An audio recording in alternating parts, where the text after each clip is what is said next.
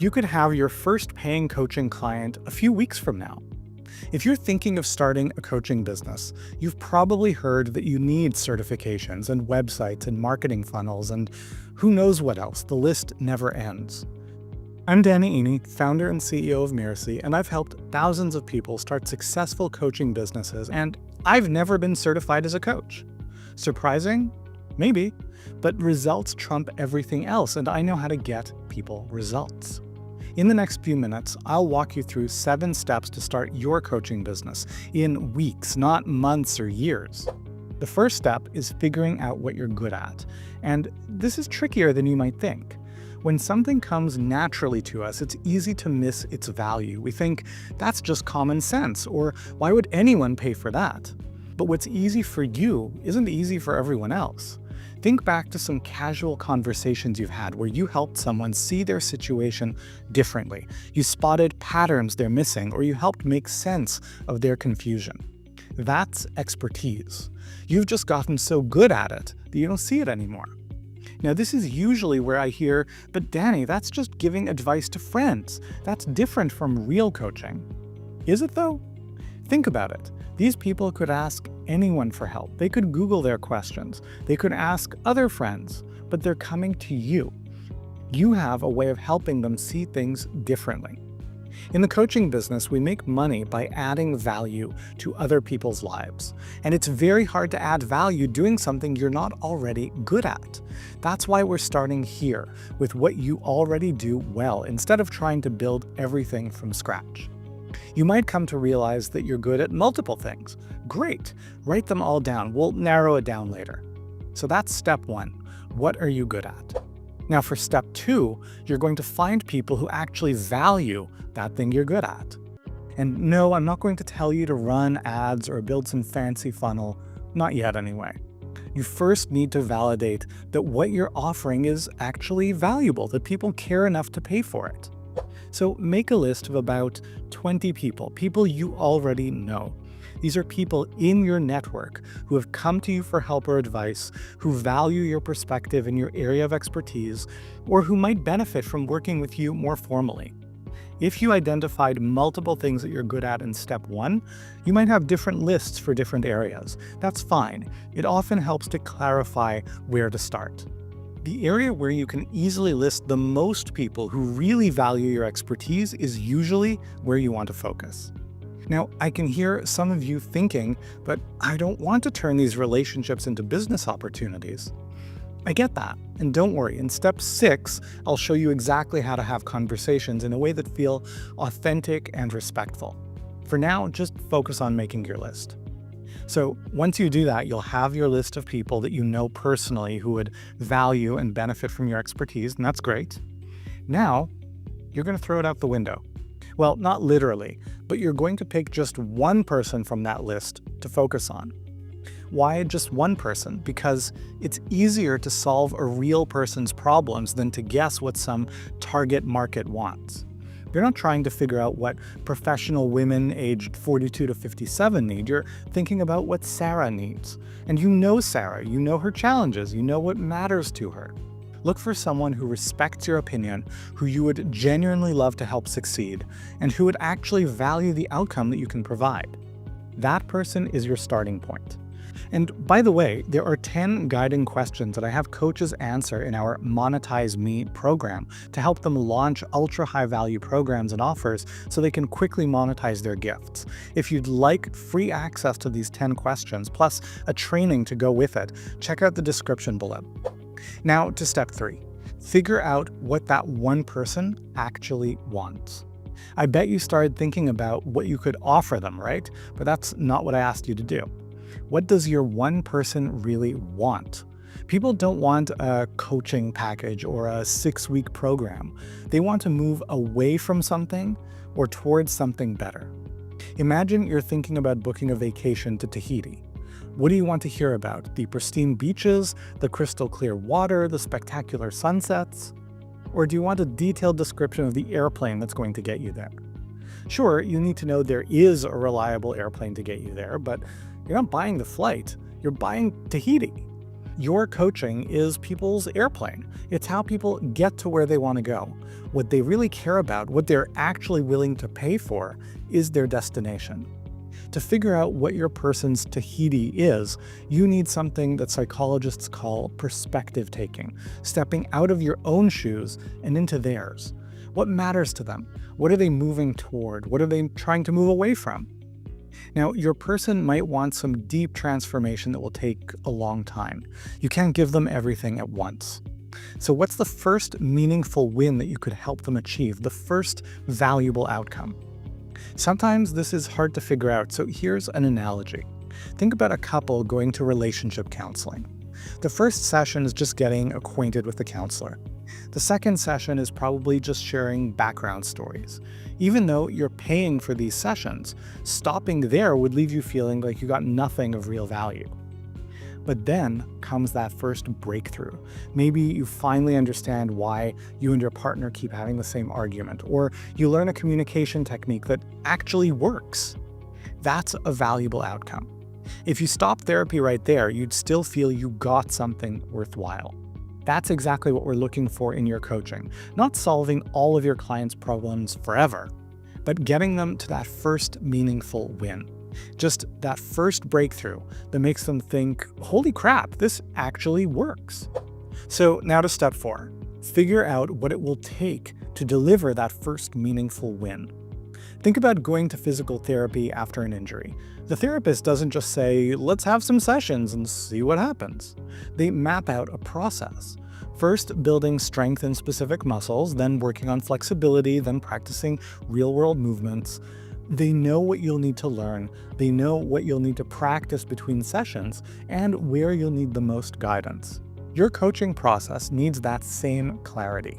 If someone hired you tomorrow to help them achieve their first meaningful win, what would the journey actually look like? What do they need to learn from you? What do they need to try on their own? Where will they likely need guidance or support? How much time between conversations do they need to implement and see results? You might be thinking, but how can I know what it takes if I haven't done this before? That's okay. You've helped people informally, remember? Think about what worked in those conversations. Map out what you think it will take to get results. You'll refine this as you work with real clients, but for now, just make your best guess at what a successful process looks like. Now on to step 5. We're actually going to talk about pricing. Or rather, scratch that.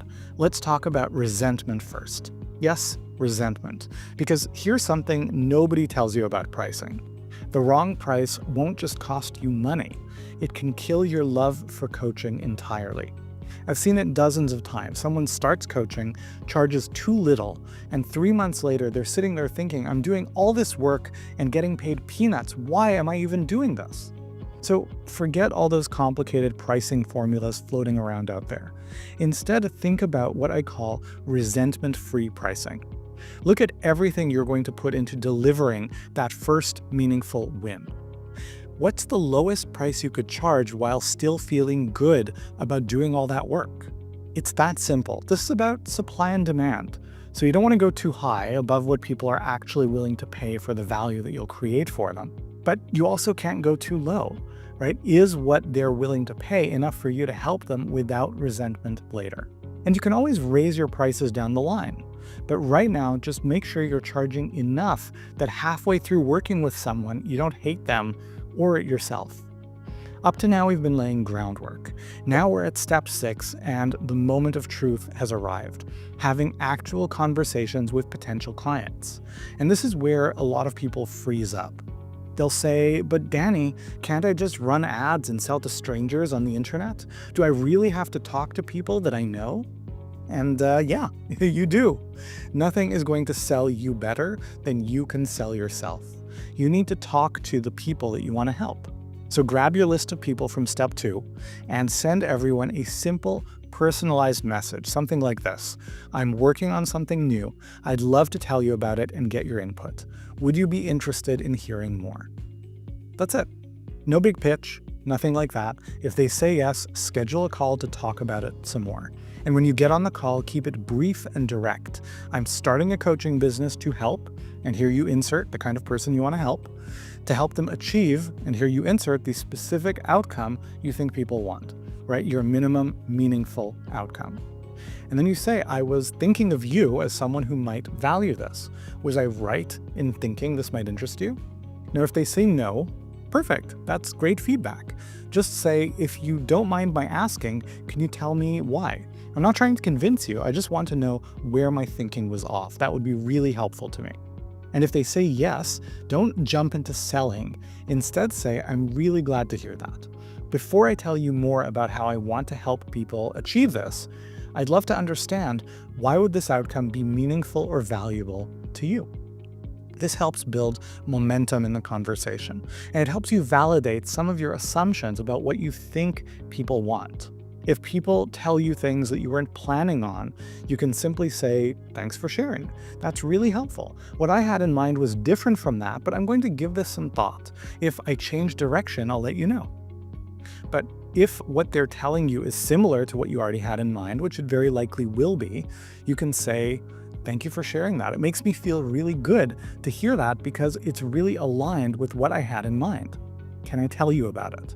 And presuming they say yes, which they most likely will, you give them the minimum amount of relevant details. How often you'll meet, what you'll focus on, how the pieces fit together to get them their outcome. They don't need a ton of information. They need confidence that you can really deliver the outcome they want. So give them space to ask questions and answer them honestly. If they ask about the price, tell them what it is with confidence. Don't make this harder than it needs to be. You know what you're good at, and you know people who respect and value your expertise. Just reach out and start the conversation. When you get that first yes, and you will, step 7 is to activate the sale. Don't make it all about the payment. Focus on the exciting part first. Fantastic, let's schedule your first session. Then we'll handle the payment and other details. When someone says yes, they're excited about the change they're about to make. Build on that momentum. Get them committed to a specific start date. Then worry about payment. These 7 steps can get you your first paying clients quickly. No certifications, websites, or marketing plans needed. But landing clients is just the beginning. Now you need to deliver on your promise, so here's a bonus step. Let's say you've landed your first few clients.